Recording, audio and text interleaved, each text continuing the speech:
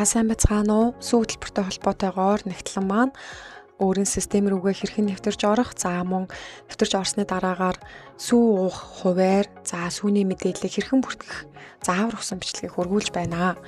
За сонгосон браузерынхаа хамгийн дээрх хэсэгт тухайн сургуулийнхаа домен аягийг зөв бичнэ.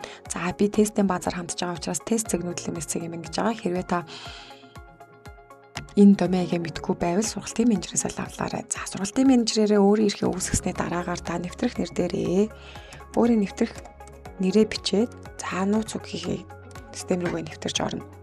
За орохоор тань дээр сүү хөтөлбөр гэж харагдаж байгаа. Сүүний мэдээлэлсэн дээр дарахад нэмэх тавчлуур харагдана.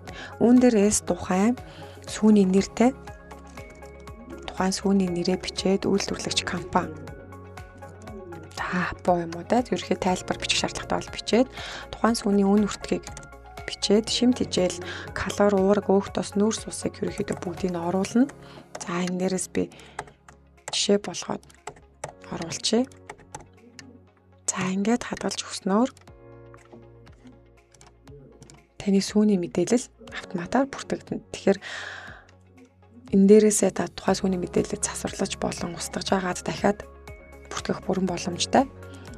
За үүний дараагаар сүү уух хуваар гэдэг зэс рүү ороод та тухайн сүү хөтөлбөр маань ажлын 5 өдрийн 3-т нь өгнө. Түүний 2-ын төрөөс дагаад 1-ийн эцэг их ерөөхдөө төлбөр мөнгө өгөөд сүү уух өдрөө тохируулна те. Тэгэхээр тухайн танай сургууль дээр энтгээр 5 гаргийн яг хэддэг өдөр уухын, хэддэг өдөр нь төрөөсөн, хэддэг өдөр нь эцэг гэхээсэн гэдэг сонголтыг та хийж өгнө.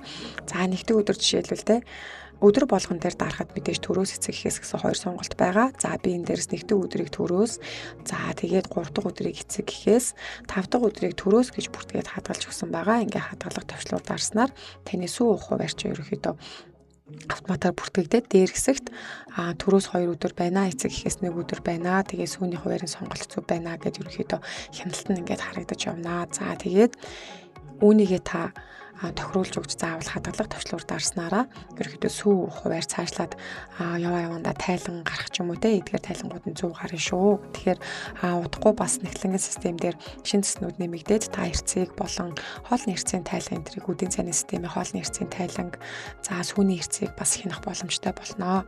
За анхаарал хандуулсанд баярлалаа.